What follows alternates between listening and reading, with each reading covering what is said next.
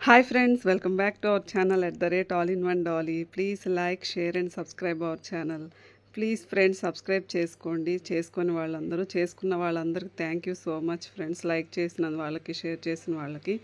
Friends, ఈరోజు మనం వచ్చేసి కుంకుడుకాయలతోటి అప్పటికప్పుడే ఇంట్లోని ఈజీగా న్యాచురల్గా షాంపూ ఎలా తయారు చేసుకోవాలో చూద్దాము.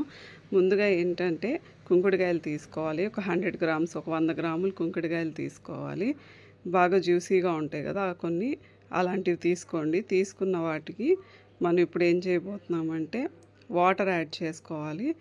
వాటర్ వచ్చేసి మనం ఒక 1/2 లీటర్, ఒక 1/2 లీటరు వాడుకోవాలి. అంటే ఒక 100 గ్రాముల కుంకుడుకాయలకి 1/2 లీటర్ వాటర్ పోసుకోవాలి. చూపించిన విధంగా కుంకుడుకాయలన్నీ తేలుతున్నాయి కదా, మునిగిపోవాలి.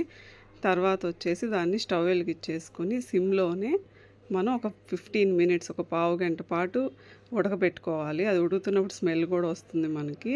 తర్వాత వచ్చేసి అలా ఉడికిన తర్వాత తెరులుతూ ఉంటాయి. తర్వాత ఏం చేయాలంటే వాటిని చల్లారి పెట్టుకోవాలి. ఉడికిన తర్వాత ఫ్రెండ్స్, మన ఛానల్ని మొత్తం చూడండి, ఎక్కడ స్కిప్ చేయకుండా వీడియో మొత్తం చూడండి ఫ్రెండ్స్. అప్పుడే మీకు ఈజీగా అర్థమవుతుంది. చూపించిన విధంగా చల్లారిన తర్వాత ఆ కుంకుడుకాయల్ని నీట్గా ఇలాగా పిసికేసుకోవాలండి బాగా. అప్పుడు రసం అనేది దాని నుంచి వేరవుతుంది.